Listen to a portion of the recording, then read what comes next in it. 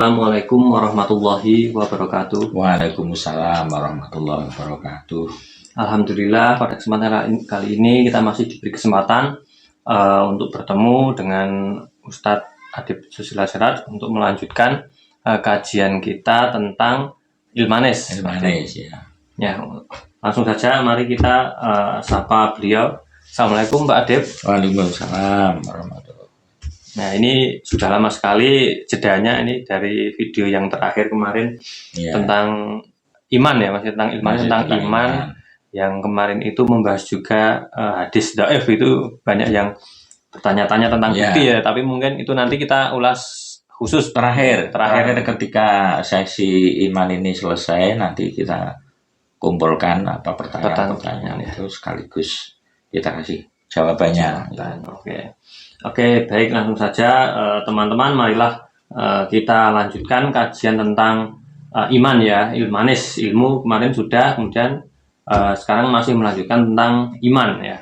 Oke, langsung saja Pak Adib, monggo waktu dan tempat. Jadi iman ini karena kita ketahui dari ayat Al-Quran itu dijelaskan bahwa iman itu cinta, tapi bukan sekedar cinta-cintaan, tapi cinta yang amat sangat, yang cinta yang di puncak istilahnya di puncak cinta itu kan ada semacam kalau grafik itu ada kayak gunung itu ada puncaknya, kulminasi ya, ada puncaknya itu. Nah, di situ kalau kita mau membayangkan cinta kepada Allah itu seperti apa, seperti kita akan susah karena Allah itu kan bukan sesuatu yang bisa dibayangkan secara mudah. Untuk menjembatani kesulitan persepsi manusia, maka kita pakai jembatan itu cinta dalam ruang lingkup kemanusiaan ya. Cinta kita kepada orang tua, cinta kita kepada sesama manusia, cinta kepada anak, misalnya cinta kepada istri atau suami, itu kan ada level-levelnya, ada tingkatannya.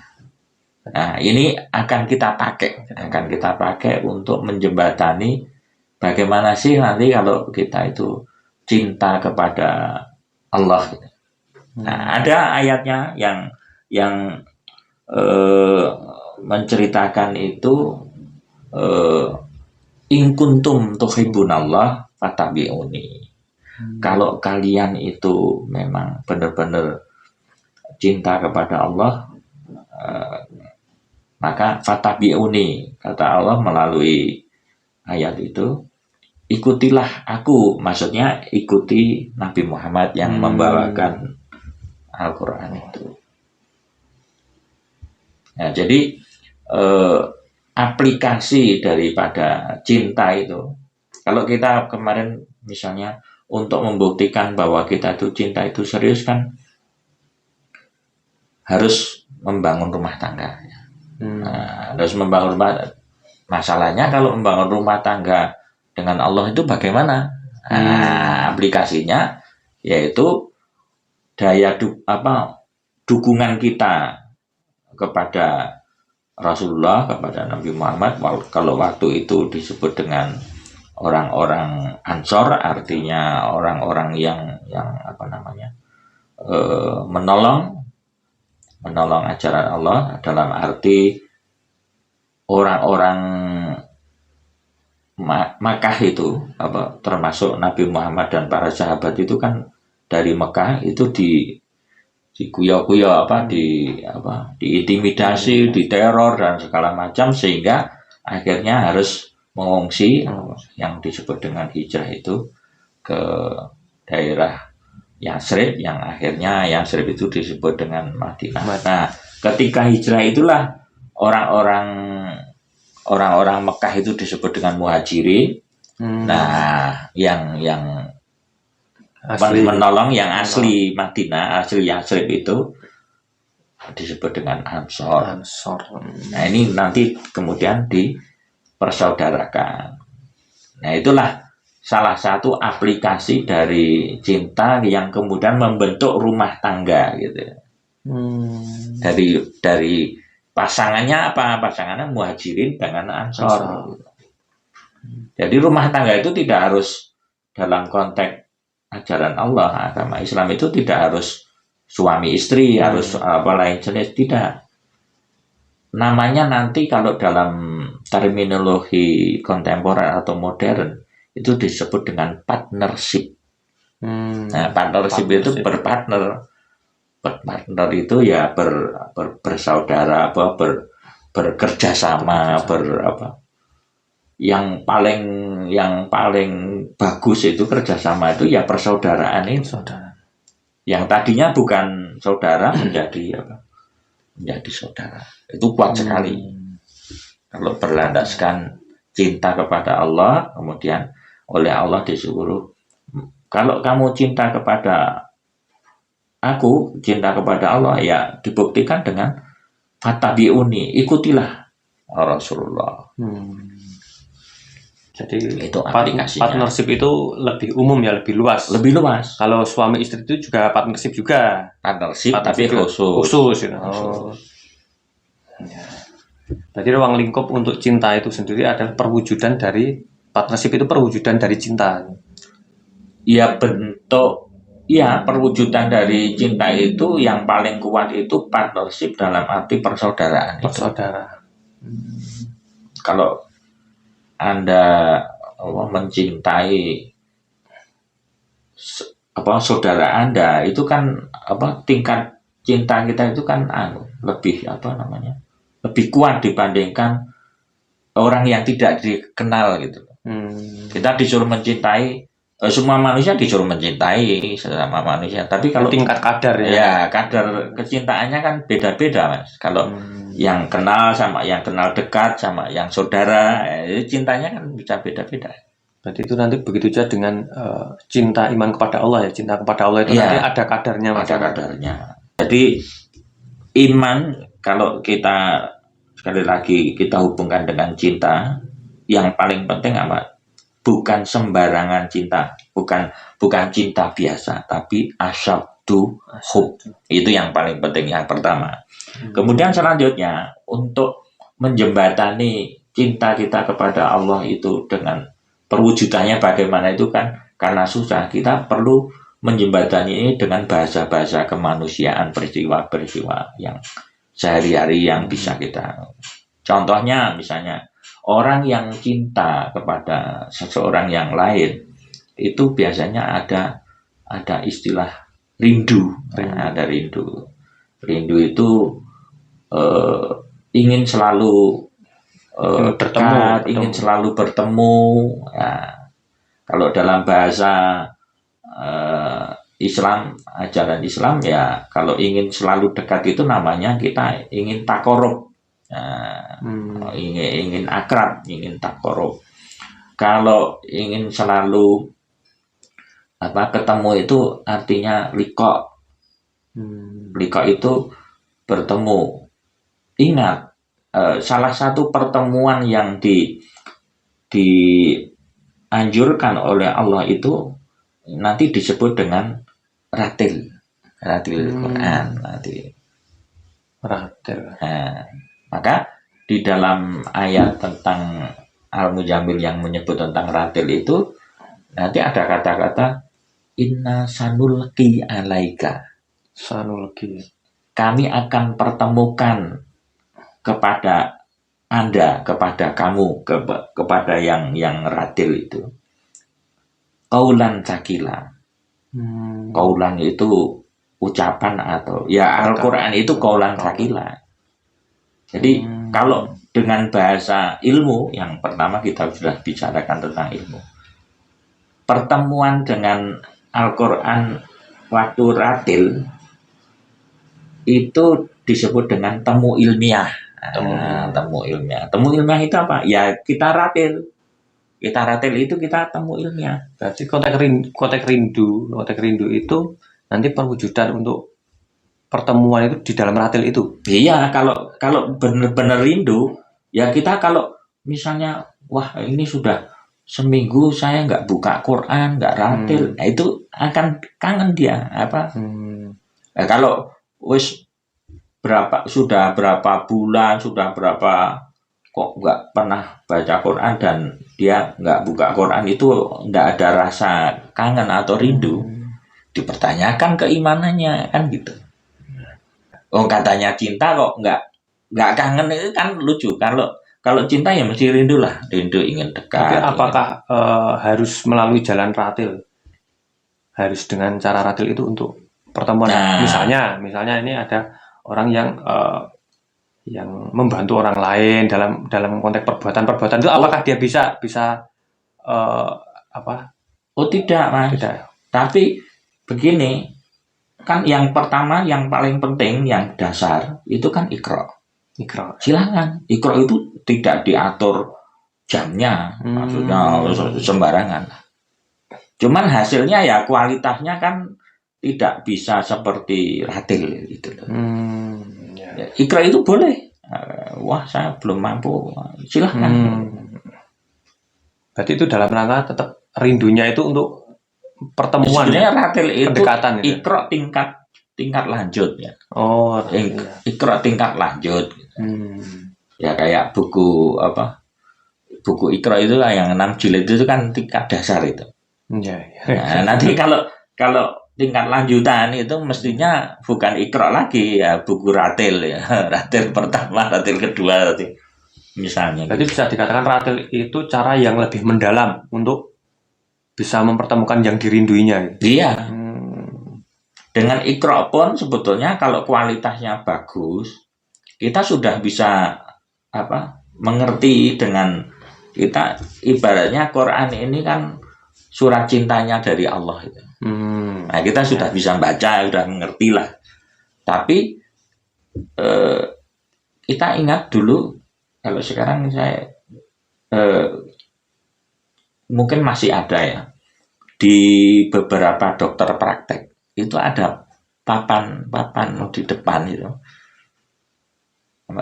jam buka, kalau hari besar dan hari libur tutup kan gitu. Kan ada jamnya. Ada jamnya. Padahal kadang-kadang kita sakit itu kan sewaktu-waktu. Nah, nanti kalau sewaktu-waktu bukan ke dokter itu, kita ke IGD, ke rumah sakit yang itu 24 jam itu.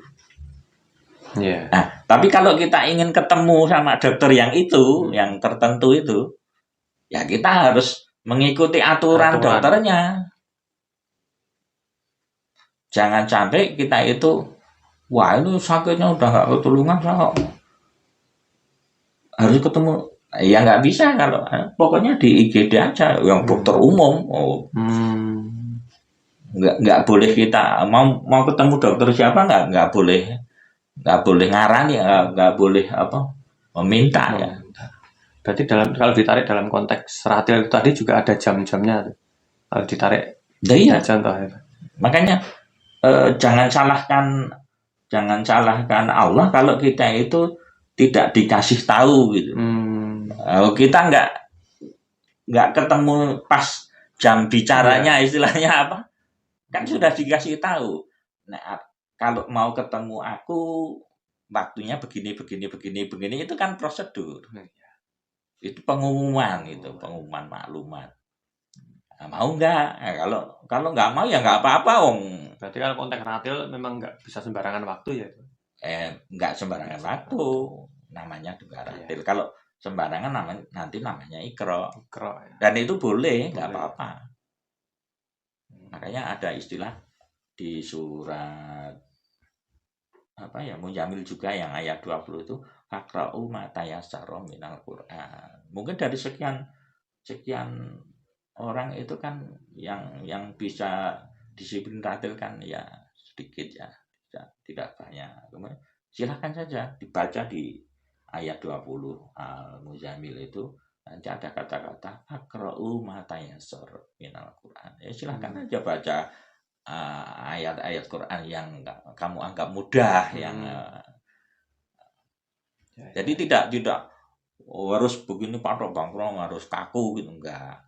Cuman kalau mau kualitas yang bagus itu memang tidak cukup dengan Iqra, tapi harus ratil.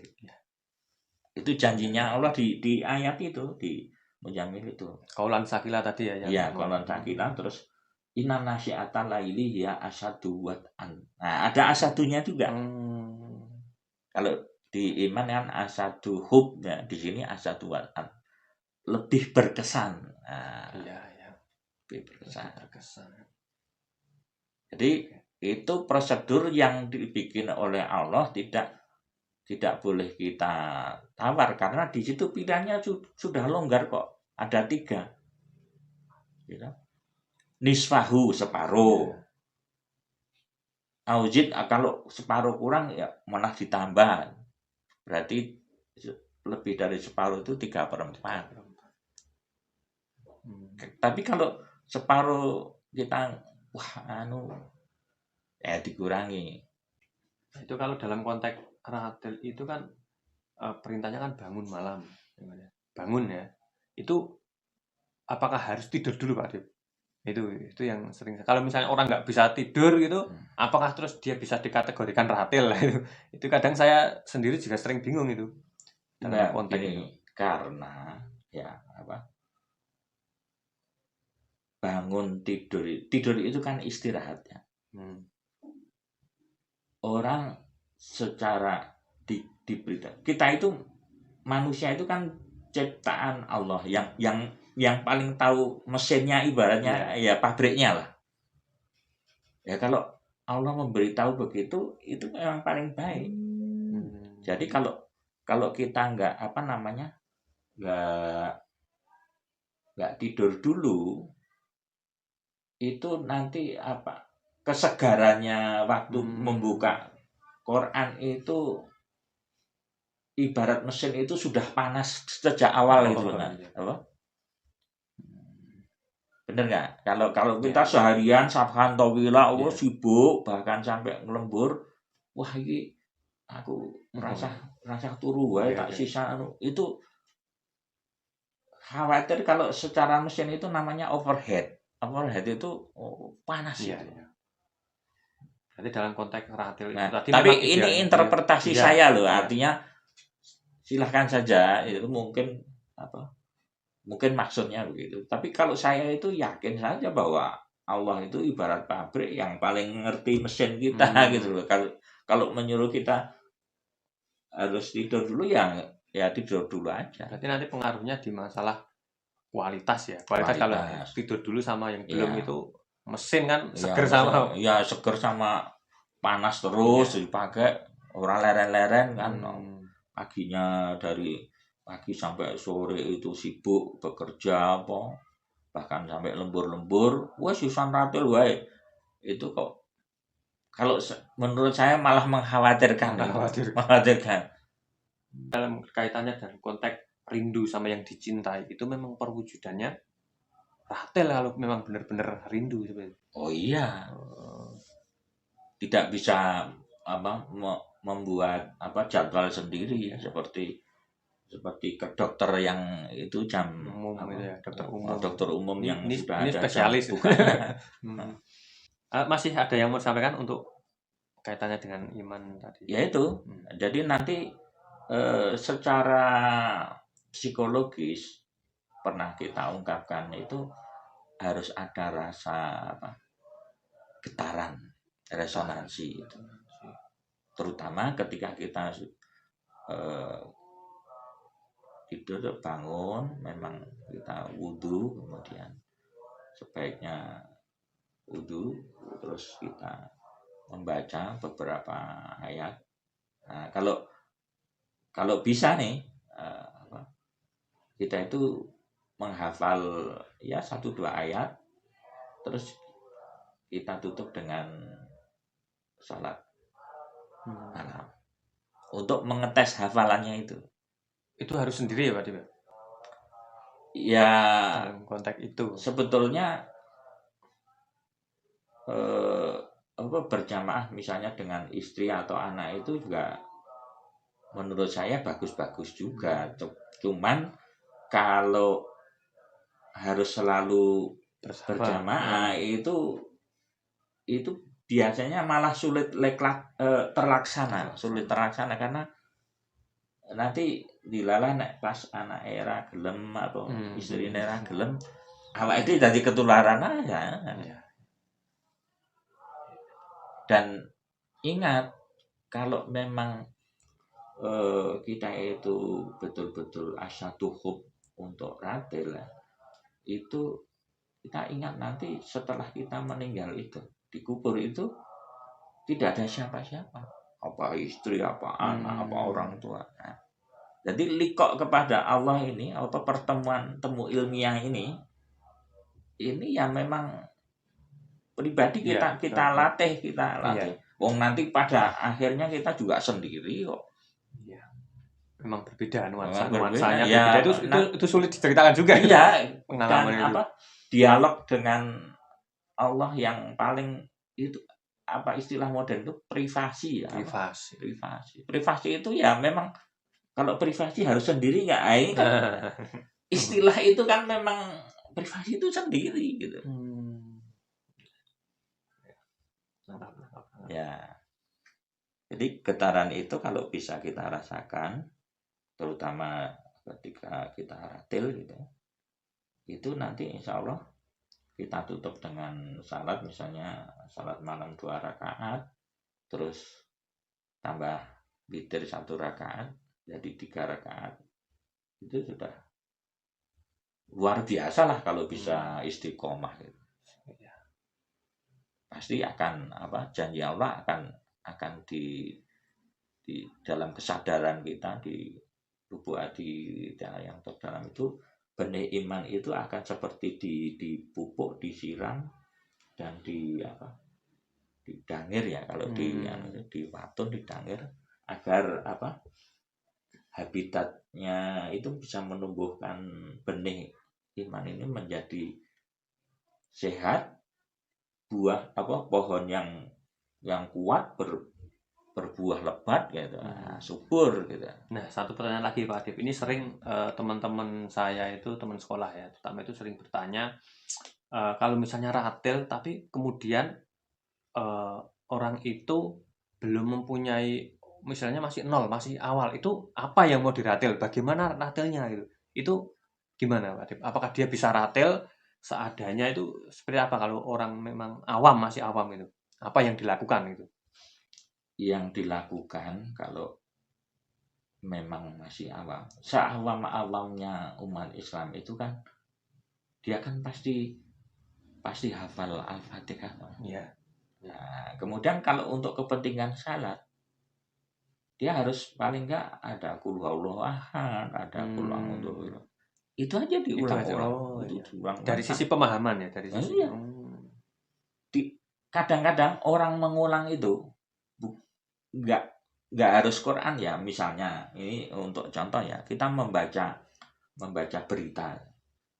berita kemarin sama hari ini kita baca lagi sama besok kita itu bisa nuansanya bisa berbeda. Iya.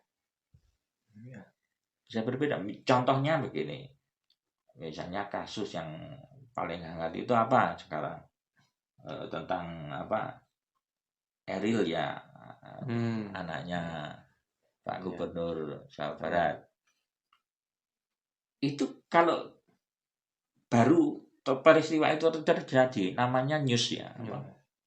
Itu kan ada rasa yang ini. Tapi kemudian ketika ini menjadi sejarah nanti kapan tahun depan dibaca kan beda lagi. Peristiwa ini sudah berlangsung. Terus kalau peristiwa itu kebetulan ada tetangga kita atau saudara kita yang mirip punya pengalaman seperti itu. Kita baca ulang berita itu, wah kita jadi wah ini beda lagi gitu. Jadi walaupun yang dibaca objeknya itu sama, Al-Fatihah atau qul huwallahu ahad, tapi kita ulang-ulang itu belum tentu sama apa pemahaman kita. Allah akan mengucurkan terus inspirasinya melalui itu, dan tidak ada habis-habisnya. Ibaratnya malah di ayat itu dikatakan ilmu Allah itu walau ibaratnya lautan ini jadikan tinta, pohon-pohon dijadikan pena, ditambah lagi 7 lautan, 7 hutan itu jadikan untuk menghabiskan ilmu Allah, nggak akan habis. Jadi Al-Quran itu dibaca berulang-ulang itu nggak akan kehabisan cerita, nggak akan, karena cerita bermakna itu kan di dalam spiritual, di badan neurotransmitter yang itu sebetulnya manusia nggak bisa bikin. Itu hak prerogatif Allah itu. Karena kalau Allah menghilangkan kesadaran itu, kita pingsan atau kita koma itu, walaupun wujud jasad fisiknya masih utuh, tapi kesadarannya nggak ada. Jadi kesadaran itu dari mana? Bukan dari fisik. Itu hak prerogatif Allah. Memberikan hidayah, memberikan petunjuk, memberikan informasi. Jadi intinya dalam masalah iman itu, yang untuk sesi ini adalah bahwa ketika kita sudah meningkat kepada dari Iqra kepada Ratil, itu usahakan itu menjadi inspirasi yang menggetarkan. Sehingga ya mungkin kita masih lemah ya pemahamannya masih, tapi jangan kapok. Bertanyalah ada nasihat seorang guru yang saya sangat yakini kebenarannya itu begini. Kalau ibaratnya ada orang yang minta itu mengemis datang ke rumah kita sekali 2 kali, kita mungkin cuek lah.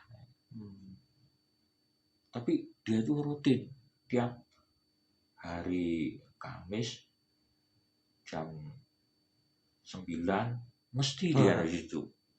Tiap hari Kamis kan kita menjadi iki serius iki wong iki. Artinya gitu. Kalau kita itu walaupun nggak paham ya, Allah kan maha tahu ya. Kita sudah membuktikan. Saya itu sudah berusaha bangun jam. Ya Allah, ini kok masa nggak dikasih? Kalau berkali-kali kita bangun malam, kita bangun kayak uangnya petel gitu, rajin ya. Orang rajin itu mesti dapat lah.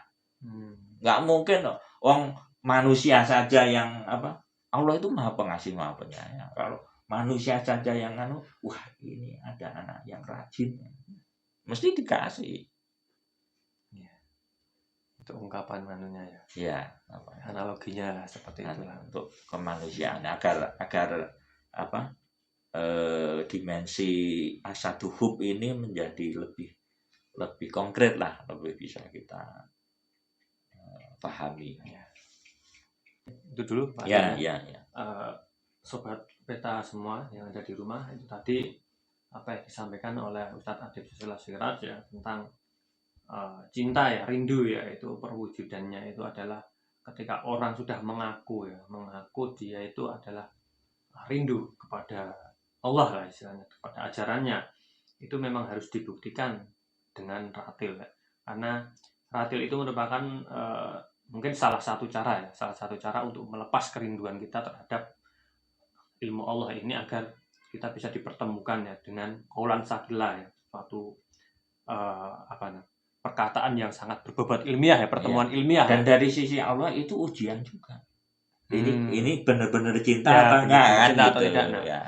Jadi untuk ratil ini memang idealnya itu memang harus selalu dilakukan meskipun kita masih sedikit lah bahan-bahan yang untuk ratil ya, tapi paling tidak pasti adalah tadi yang sudah dicontohkan, yaitu membahas surat Al-Fatihah dan surat-surat pendek agar di dalam sholat nanti bisa lebih berkualitas seperti itu.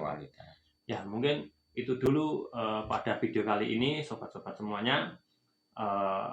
Mohon maaf bila ada kesalahan ya, bila video ini bermanfaat, silahkan di-share ke teman-teman saudara. Jangan lupa like, subscribe, dan komennya. Saran dan kritik dipersilahkan.